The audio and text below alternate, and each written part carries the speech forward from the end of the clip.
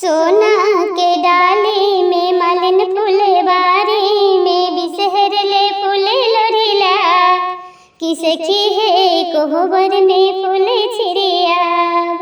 कि सखी है कोहबर में फूल छिड़िया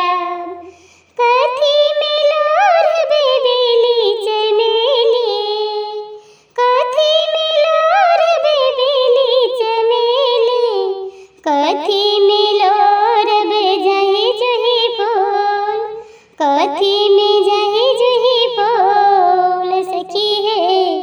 कोहबर में फूल छिड़िया की सखी है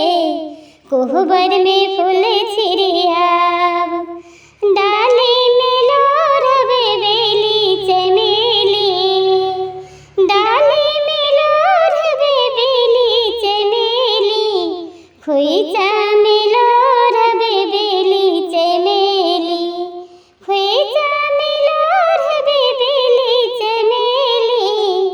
सखी है कोहबर में फूल छिड़िया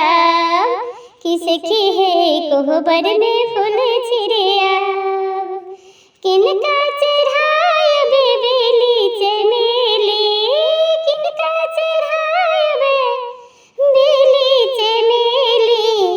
किनका चढ़ायब जाई जुही फूल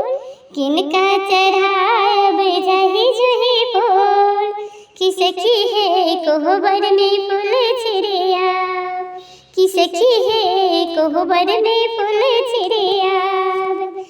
गौरी चढ़ाय बेबेली चमेली गौरी के चढ़ाय बेली चमेली बिसहर ले जाई जुही फूल बिसहर ले जाई जुही फूल सखी है कोहबर में फूल छिड़िया कि सखी है कोहबर में फूल छिड़िया किनका से मांगब धन सोना किनका से मांगब धन सोनमा किनका से मांगब सुहाग किनका से मांगब सुहाग सखी है कोहबर में फूल छिड़िया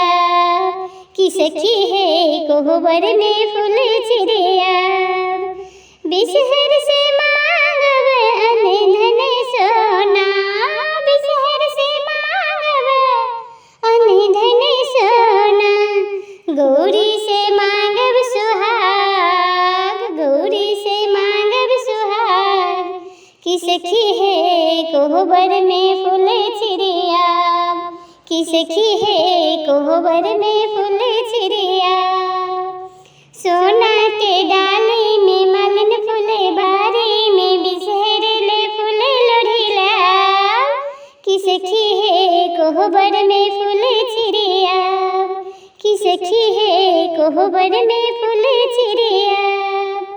सोना के डाली में मालिन फुलवारी में बिसहरला फूल लोढ़िला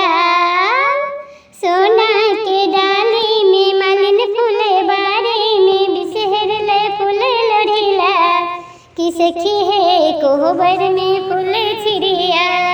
कि सखी है कोहबर में फूल छिड़िया।